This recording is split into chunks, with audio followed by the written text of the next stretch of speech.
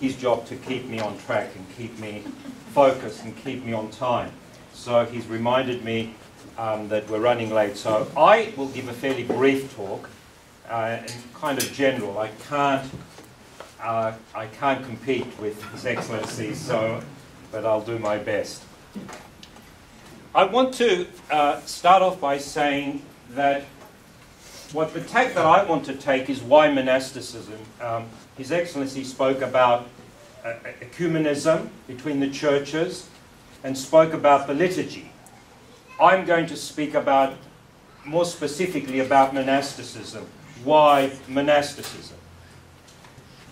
And we have to, if the only idea I can leave with you today is that it is essential, absolutely essential, for the good of the whole church, that Western Christian monasticism and Eastern Christian monasticism interact. Absolutely essential. Why? Well, the first reason, it's not the most important reason, but it's an important reason, the Pope says so. And he's told us time and time again, both John Paul II and Benedict XVI, and many popes, especially this century. In fact, to quote from Orientale Lumen, which is in the brochures that you have on the Anastasis dialogue, right on top of the photo of 3 of our Coptic fathers, not Father Carras, but 3 of the Coptic fathers that aren't here, but from St. Antony's Monastery, Pope John Paul says, "The strong common traits uniting the monastic experience of the East and the West make it a wonderful bridge of fellowship." Now listen to this, where unity as is lived shines even more brightly than may appear in the dialogue between the churches. What's he saying? Well, I think he's saying to some degree that monasticism is more important in this bridge between Eastern Christians and Western Christians, Orthodox and Catholics, more important than dialogue between bishops and between theologians. And we know how much energy and time has gone into the Patriarch meeting the Pope over and over again, the international theological, Catholic Orthodox theological dialogue. Great effort, and doing very well. But so little has been done in the realm of monasticism, almost negligible. In fact, the Benedictine Confederation, the biggest monastic confederation in the Western Church, has more to do with non-Christian monks than with Eastern Catholic monks. Or Orthodox. Both. And I'm trying to make some inroads there and succeeding, but it just goes to show how neglected this very important focus has been. All right, so we said because the Pope and the popes say so, and why do they say so? I think they say so because monastic culture is the Christian culture, and this is very strong in the East, and in the West too, but in the East it's emphasized. I'm going to make a general comment before I go more deeply into it. Unfortunately, to talk to you in a very short time, to get across the message, I'm going to have to caricature the West and caricature the East. In fact, it's of course fundamentally the same faith, the same reality. But in order to make some points and make you understand some different nuances, emphases, I'm going to have to caricature a bit, so you'll have to forgive me. But remember, it's only a matter of emphasis, not of substance. And monasticism, both in the East and the West, is the greatest incarnation of Western Christian culture and Eastern Christian culture.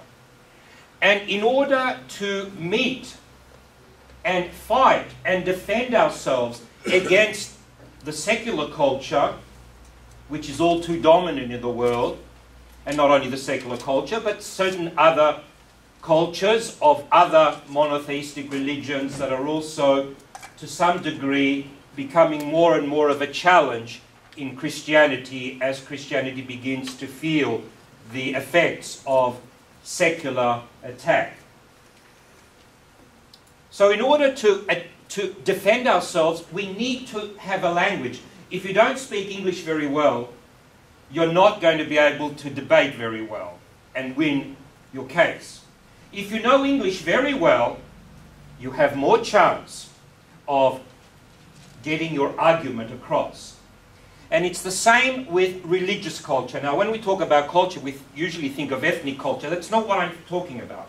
I'm talking about something deeper, religious culture.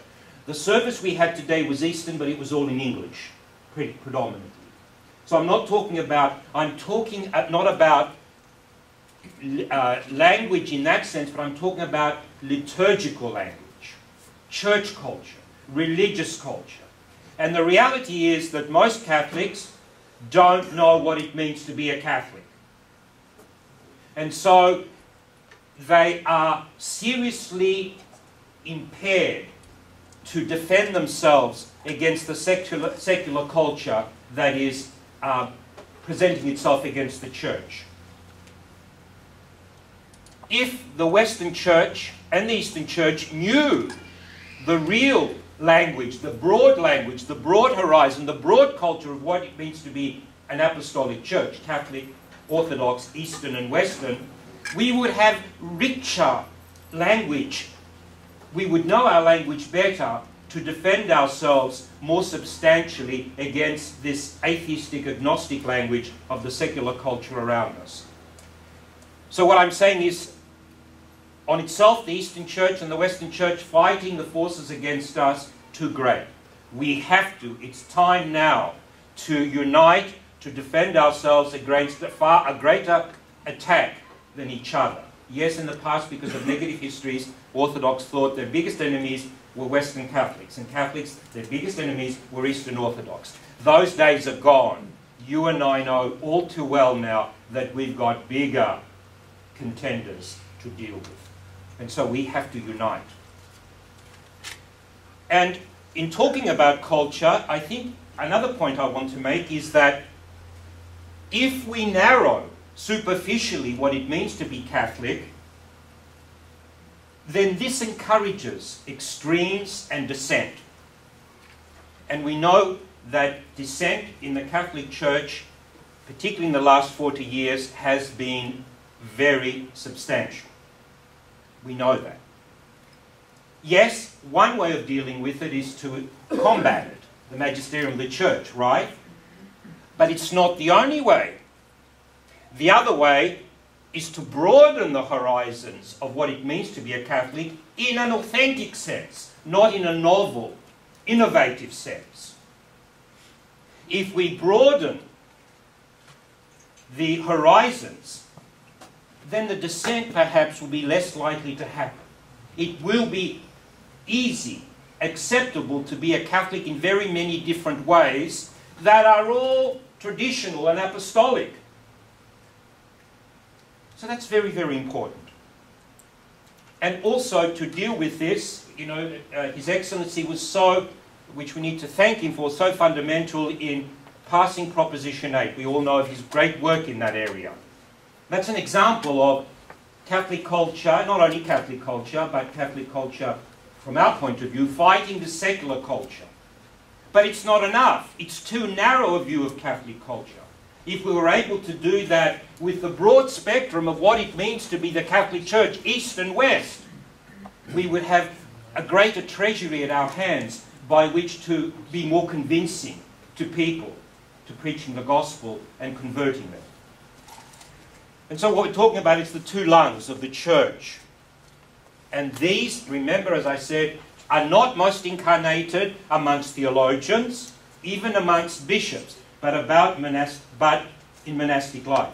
The Pope says that. That's what monastic life is. Monastic life is the Christian life lived to an nth degree.